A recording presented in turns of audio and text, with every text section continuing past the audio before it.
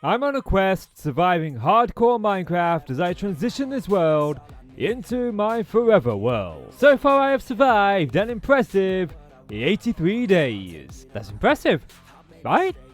Right? In that time, we've built up a starter house and a very simple and easy iron farm. But this is just the beginning of my forever world, as today I want to take a huge leap and make some major progress, as I want to tackle what we have dubbed the farming district of our town by constructing some housing, adding in a fishing dock, and even constructing a windmill on the top of this hill. Then I would like to connect it to the mainland with 2 different bridges, as well as setting about 2 new traditions here in hardcore Minecraft. The first tradition is I would like to build a custom tree in each episode moving forward and dedicate it in the honor, name, or memory of something or someone that's been fundamentally important in either my life or the channel's. And the second one, I want to look back on one of our old builds and find a way to improve it, as I would definitely like to add a carriage outside our starter house that has a village who's trading mending books. It's a tall ask for just one episode of hardcore Minecraft, but this is the adventure that we are embarking on. So if you could, leave a like, hit subscribe, consider joining and becoming a channel member, and let's get in to the episode.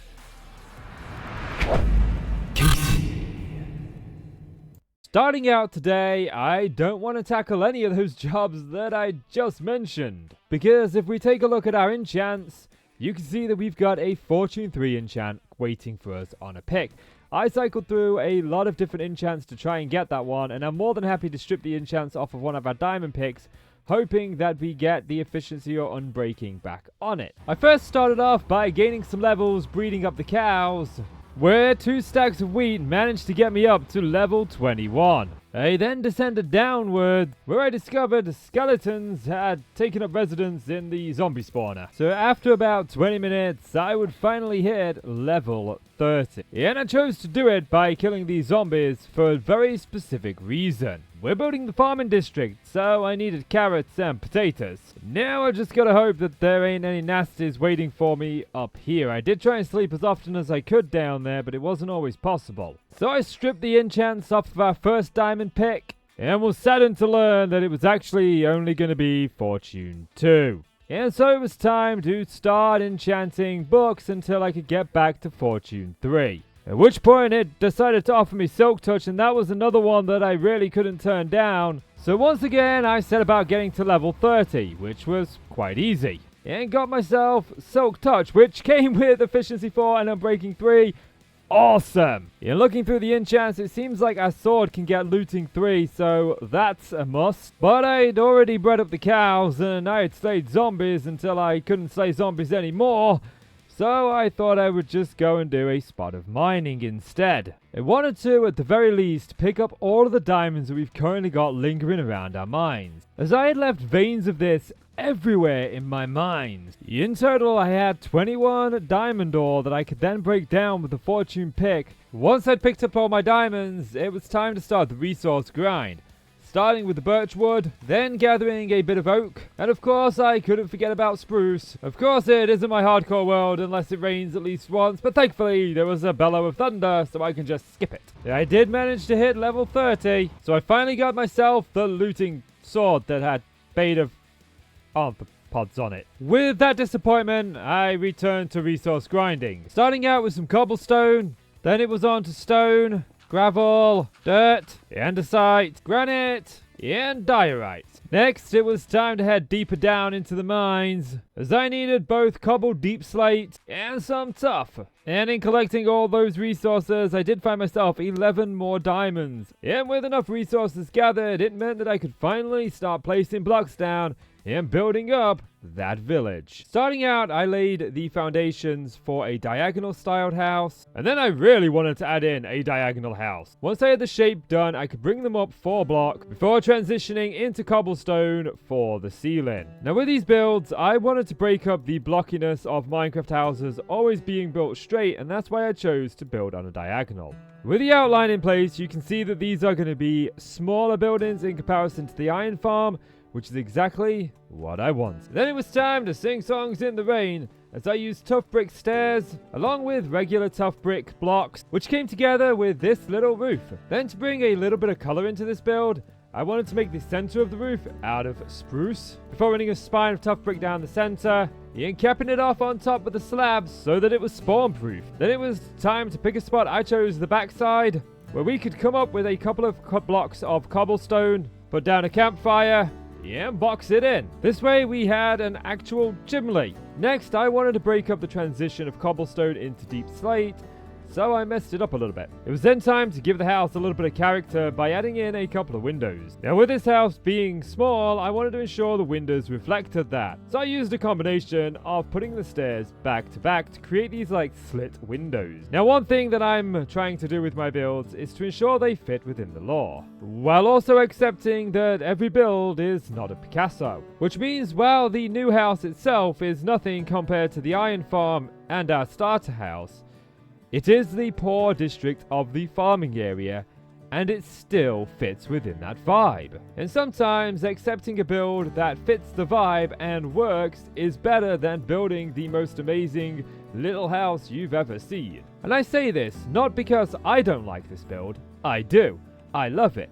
But it's because I've come to the realization recently that I don't have to build everything to look super amazing. That sometimes just small houses are there for added level of detail, and I'm hoping that that point will help you with your world. But now I have the task of challenging myself by trying to build this roof on a pure diagonal, which I immediately realized was going to be a lot harder than I initially thought. Stairs were going to be a big problem here, as I just couldn't figure out how to get them to work. So instead I chose to try full block, which ended up being just the guideline that I needed, as I could make the roof work from here. In the end, we ended up with a roof shape that looked like this, but this was the side, so I had some more work to do. Just for the record, it's yet again raining in the hardcore world. Days since last rain, I think we had one whole day where it didn't rain. I mean, I know I'm English, and it kind of rains over here all the time, but this is ridiculous. But we were level 30, and I decided to get just Fortune 2 with the hopes of maybe getting a Fortune 3 book. What I meant was a Fortune 2 book to put on there, as I've seen the Fortune enchant on the books a few times. But nevertheless, I still had work to do. As much as I wish the roof could finish itself, it wasn't, and it required input from me. The good news was it became night, so I could sleep and the rain could go away for 5 freaking minutes. Once I'd finished building the roof, it was just a case of following all the same steps that I'd done at the other build. By picking a spot and building up a chimney, and then just finding a couple of spots to import some windows. The windows here would be a little bit different, but they still would work. I just came from inside and made sure that I was looking directly out the window, and then just put the stair in.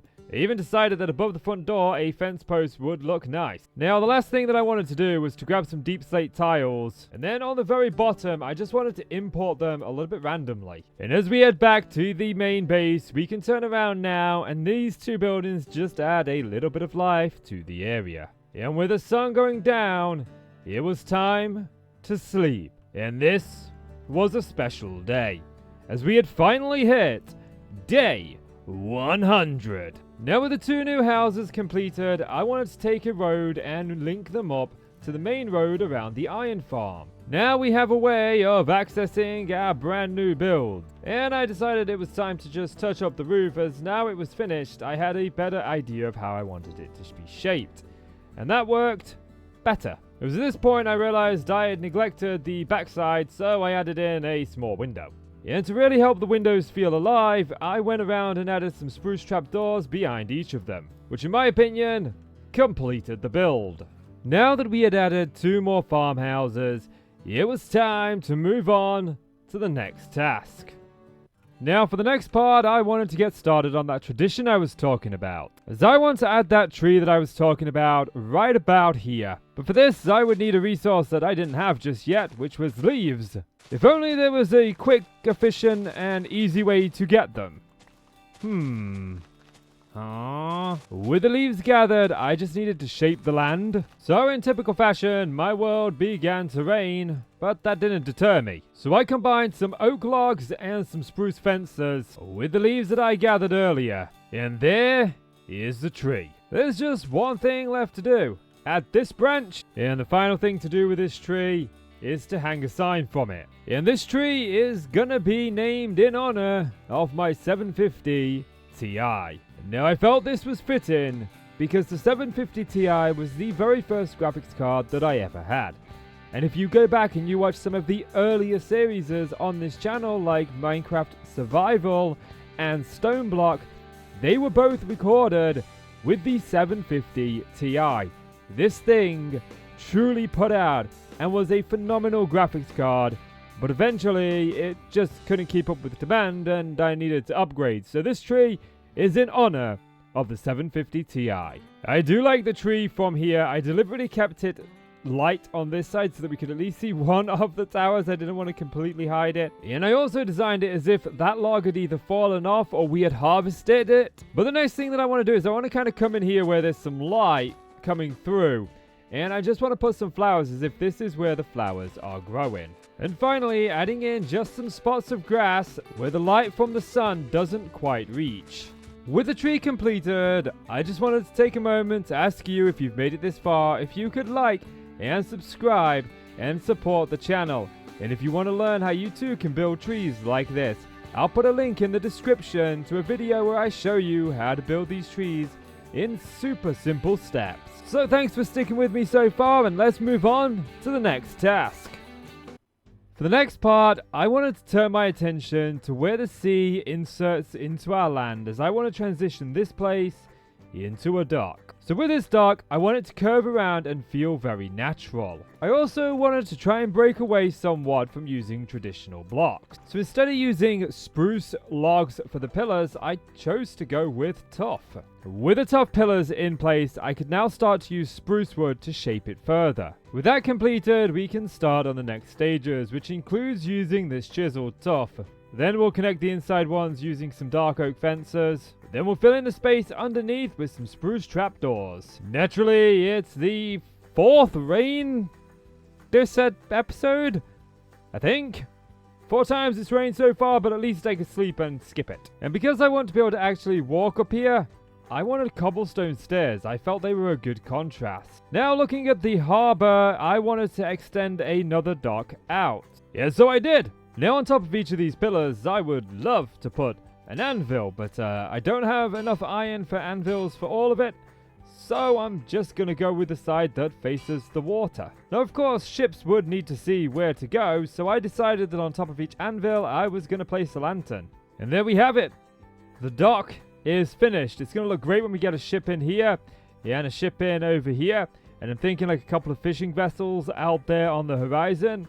But that's a future Casey problem, as I don't have any wool for sails, and nor do I have any sheepies, and we're focusing on this district here. Now the only thing left to do was to link up the road to the dock. With the pathway connected, the dock was finally finished. And it was time to move on to the next job. The next task is two-pronged. You see, I want to do the bridge here, and I've decided to do away with this bridge completely in favor of a bigger, grander one that will connect into the actual city itself. So we will still have two, one here and one further down there, they just won't be as close. And the second prong, which will also be the first job, is dealing with the land around these houses that we built earlier. As these two houses were supposed to be for carrots and potatoes, and right now they've just got sand. So it's out with the sand and in with the dirt. Or grass. Now I'll be honest, I've spent a lot of time enchanting. Like, a lot of time up here enchanting. I've even had to go and get more lapis. Just trying to get that second fortune enchant. And the best that I can come up with is fortune 2 again. But that's okay, because we actually have 2 fortune 2 pickaxes. So at least I can get a fortune 3 pickaxe. Just like that. Which means I can finally break down all of those diamonds. We've got 30 diamonds, so take your guesses on how many we're going to get. I'm going to say 42. And if your guess was 65, you got it right. Congratulations, you win a torch. Now I can actually upgrade to diamond armor. Fancy! Now the main reason that I'm diverting attention away from the farming district is because unfortunately my shovel is almost broken. So, I need a new one. Now the shovel's all fixed up, I can finish tearing out the sand. With the dirt down, we can start coming in with some fences. Now I'm contrasting these builds with spruce as opposed to the oak that we used in the iron farm. Yes, I feel this will help separate the two buildings out. Then I wanted to fill the fields that we planted with crops, with the one carrot that I had. And while the zombies had been quite stingy on their carrot giving, they'd been a little more generous with their potatoes. We had 12. Right, that's generous. Right? Either way, it was time to start work on the bridge. And for this, I wanted to create a very simple, but I also wanted the bridge to look nice. And starting off by just getting the shape in, and I kind of like this. And since one of my big goals with this world is to have it all interconnected with every mode of transport, I just wanted to make sure that we could sail underneath it. Once I had both sides in, I could come in with a layer of dark oak and fill the spaces in between. Once we had the walkway of dark oak in, I could begin the fine-tuning process. By using slabs, I could bring down some sections of the bridge by a half block. Then in the parts where the bridge raised up a block, I could do the same. Now this is far from a masterpiece, but it's a simple bridge, and it does exactly what I need it to. That being said, I figured that if I just threw in a little bit of tuff, and then just adding in some pieces of spruce as if this is where the bridge had been repaired, they just couldn't match the original color, really did give the bridge that completed look I wanted. And would you check that out? It's llama approved! Before I started the next bridge, I just wanted to make sure that we had the map already sorted. I've locked every part apart from this bit. This bit has not been locked because the little cow pen that we built is there. Obviously, that's going to move up here later on, and then I can lock that map when we don't have the cow pen there, because this map is supposed to be what the area looked like before we started any work. Now, the bridge that we've currently got, I think, goes about there, I want to say, and the next bridge is going to kind of connect right across there. With the maps completed, I could start shaping out the bridge. I knew I wanted to use a mixture of deep slate and spruce within the build. So once I'd measured out the size of the bridge, then I could start adding in the supports. With the struts in place, it was time to start laying in the actual walkway, which started off by just placing down a bunch of spruce planks. But hush, we don't talk about Fight Club. The salmon seemed to be having one. With that done, I actually needed a way to get up to the bridge. So it was time to do, you know, the spruce stair action. Now yes, the bridge is going to be raised up on this side. Oh my! Oh my, there's a turtle. He's checking it out. We know that other bridge over there is llama approved. Did this get a turtle approved, friend? I think it did. He's very happy. Look, he's going for seconds. He inspect the turtle. Now the other end does kind of lead to nowhere, but that's by design. I know exactly what I'm going to be doing with this side, and I'm going to need the bridge to be at this height for that to be achieved. Now to help detail this bridge out a little bit, I do need to start working on the railing, which means bringing the struts up another block and a half. Once I'd done that, I used the kind of chiseled deep slate just so it looked a little bit different. I wanted to ensure that we could see some of the spruce peeking through. To achieve this, I put an upside down stair on the side of each of the struts. With the larger segments, I put a chiseled deep slate slap bang in the center. And then I used the same technique I'd been using with the upside down stairs running off them. Then I filled the spaces in between with a polished deep slate slab. And I've got to say that those combination of blocks make the bridge feel really nice, but there's still some more railings to go. For this, I wanted to carry on the spruce trend with some fences, topping them off with some spruce trapdoors. I've got to say once more that I'm liking the way this looks. Now I just need to deal with the underside, as I had already toyed around with these ideas, and I've got to say that I do like it. Now these are easy enough to install. It's just upside down stairs and a row of slabs. Now the larger areas were a lot more trickier because you had to use a full block look with just 2 stairs. Like, that's so tricky. Like, difficult. I almost messed that up. With those done, I wanted to make sure that the underside of the bridge actually felt like it belonged. so I started bringing across some support columns. Now, since the underneath wouldn't be seen too much, I didn't want to go over the top with detail, but I did want to make sure that the columns were arched. And in each of these arches that I did in the smaller segments, I decided to put a spruce fence. And then behind them, I added in another spruce trapdoor. Now, without getting away from myself too much, I did go ahead and add some upside down stairs under the larger segments, and then I called it a day on the underneath. Now, the last thing that I wanted to do on the main portion of the bridge was to add in some spruce fences so that I could drape a chain and hang a lantern from them, giving it some light. But I decided that when it came to the ones over the arch, to add an extra level of detail, I was going to hang it a block higher. And with that done, this bridge has that feel that I wanted it to get. Because I wanted you to feel that when you saw this bridge that you was like, hey, this is actually part of the main road that's going to lead through this city. And given it all of the level of detail that we've done, does accomplish that. I fell into the water. Whereas this bridge feels like it was built purely for ease of access. Now, to truly finish the bridge, I just had one thing left to do, and that was to shape out the staircase so that it didn't look like it was just floating here with no level of detail whatsoever. Since we'd already set the tone with the bridge, constructing this was fairly easy. I just used some deep slate tiled blocks with some stairs, and I used the slate slab on top. And I quite like this. And if I'm reading that correctly, the block level never dips below 6 anywhere on this bridge, which translates to it being mob safe and they can't spawn on it. I was worried about that. With both bridges finally completed, we can begin to move on to our next job.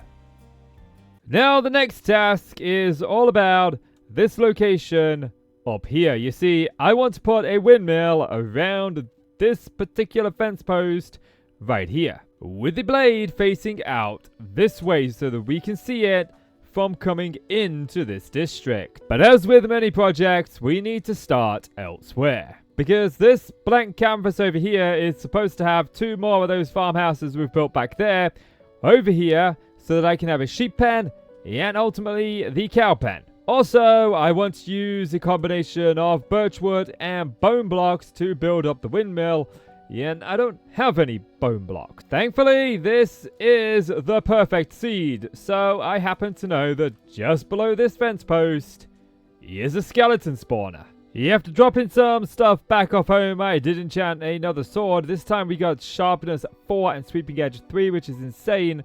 I'm going to combine it with the looting so that we get rid of the bane of arthropods and we get a much better sword. Cobblestone.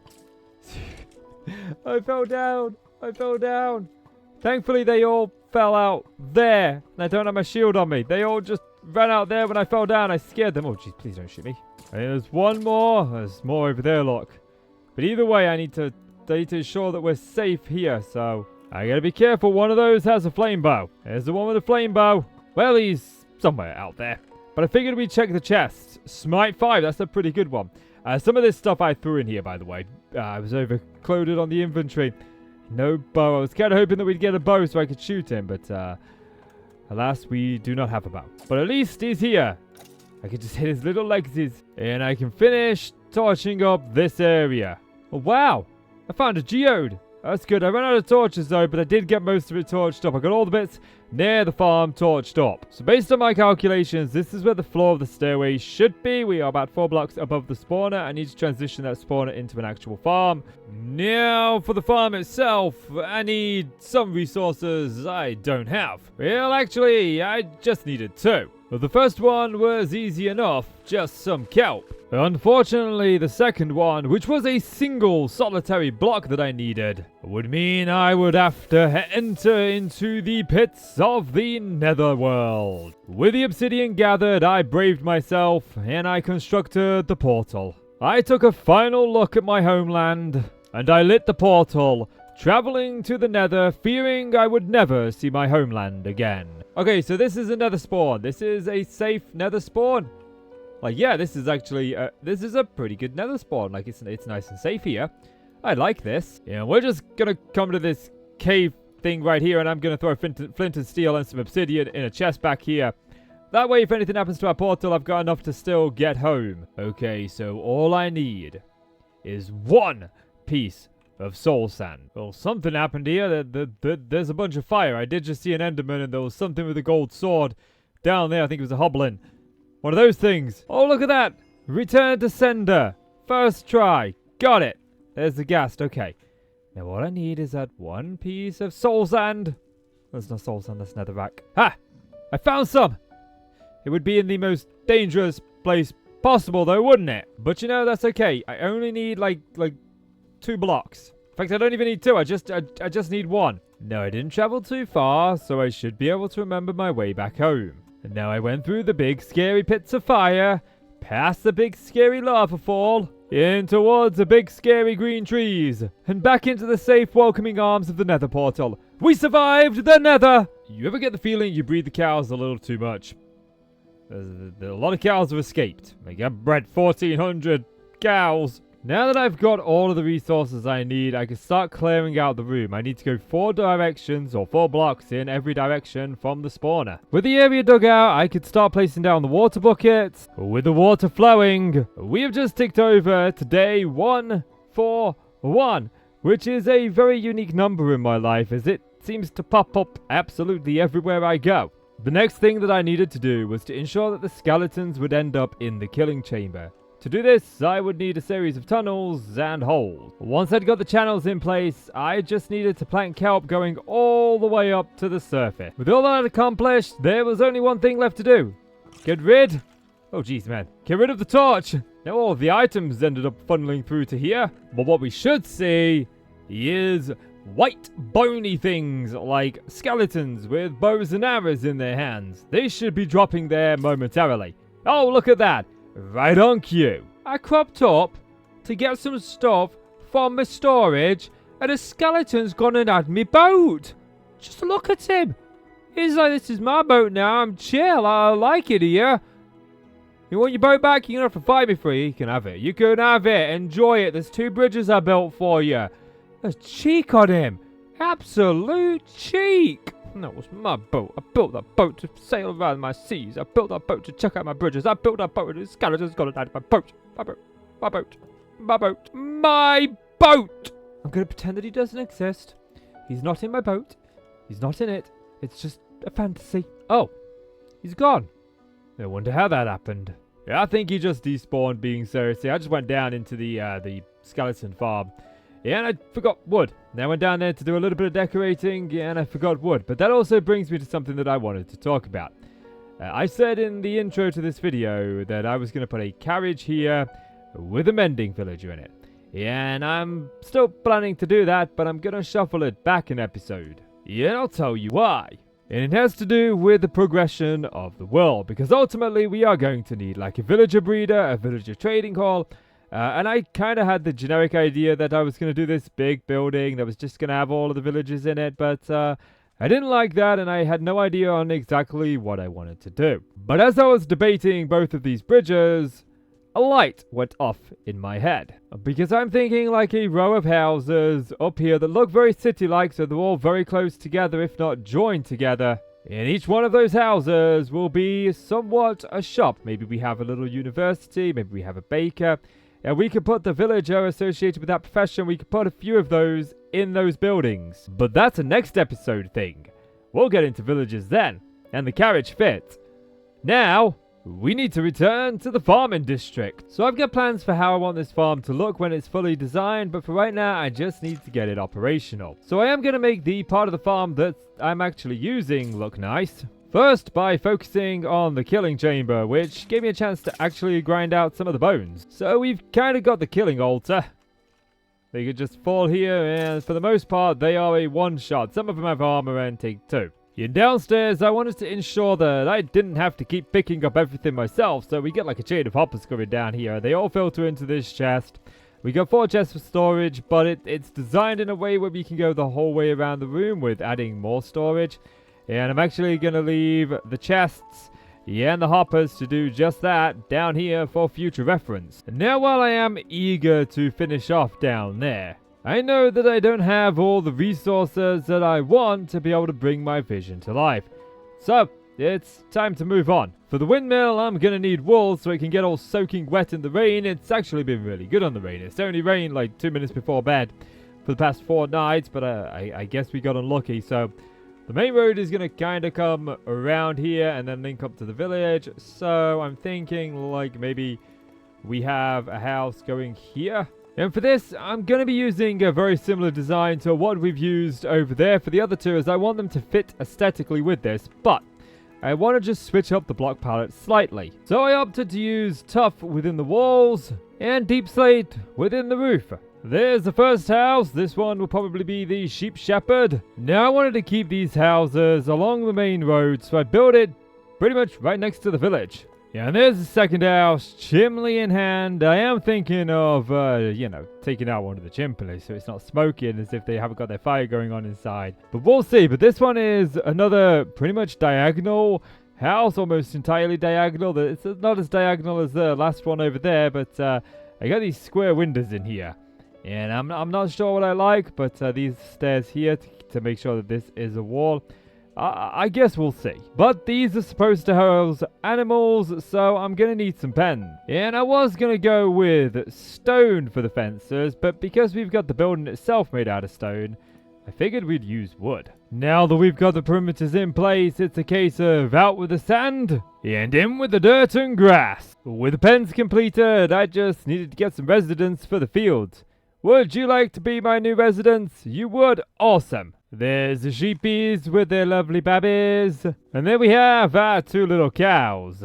Now I do need to deal with that previous cow pen. So I want to throw together one of these old school auto smelters. Which if I've done it right, I should be able to throw the coal into this chest. It should end up in here. Yep, it's been a while since I've made one of these. Same with here. Yep, great. And then whatever I throw into this chest should end up in this hopper and in this furnace. Great. And likewise in this chest, in that one, and out there. Great. Now before I go and take care of all of those cows, I've killed 674 so far. I'm curious to see what that number grows to. I started by taking out the escapees first. That was a lot of beef and leather from that. And that was about 250 cows. I'll be honest, it's not as many as I was expecting there to be. But now I can throw a bunch of the raw beef into the chests, and the smelter can get that turning into cooked beef, and we'll have steak for the rest of our days here in Minecraft. But I'm level 30, so let's go ahead and get... Okay, that's not a bad helmet. That's not a bad helmet. Now, the last big project of today is, of course, the windmill. So I'm going to start off with some birch logs. And I want to raise these up by about 5, I'm thinking is a good number. Then we'll fill in the gaps with the regular birch wood. And then strip down the logs. Then we can add in a couple of windows using birchwood stairs with some dark oak fences. Then I could finally make use of the bone block. With that done, I could start working on the actual propeller. Once I got the mechanism in that was going to hold the blade, I could start constructing the blade itself. With the blade shaped out, I wanted to put some birch trapdoors over the front of it. With the blade completed, I decided to take a look at it from a distance, and I'm fairly happy with how it's turned out. There are only a couple of jobs left to do on the windmill, starting with the dark oak roof, then smartening up the transition of birch to bone, and the final task was just to add some windows inside. And here it is from a distance. Flat top windmill. I think this thing came together really nice. It's got a nice little flat top. It is slightly elevated. It's a half slab going up each step rather than a full block. And I quite like it. It looks really, really nice. With the vast majority of the goals achieved, I only had one thing left to do, as I needed to finish off connecting the roads to the bridges, the houses, and the windmill. So I'm out with the sand, and I can't believe how well this is looking now. There's just one last thing I want to do with this dirt. And just for an extra level of detail, I want to use some of these mud blocks in the shoreline here. With the mud finished, I could finally say that I have given you the best of me. They want the best of me now, best of me now, best of me now, best of me. They want the best of me now, best of me now, best of me now, best of me. Well folks, this episode took almost 100 in-game days to put together as we saw past day 173. This is normally the part of the video where I do my outro and ask you to like and subscribe, but today I want to do something a little bit differently. Because April has been a really good month for my channel. We are up something like 55 subscribers already. That's insane for my channel. The views are up and over 30,000 views. And that's down to one thing. You watch the video, you like the video, you subscribe to the channel, and it is never lost on me for a second that everything that I achieve on YouTube is because you are watching the videos. So I just want to say thank you from the bottom of my heart. I really do mean it from the bottom of both my hearts. Time Lord here. Thank you. And as always, I'm Casey. You are the awesome folk. Thank you again for watching. You take care now, and I shall see you in the next one.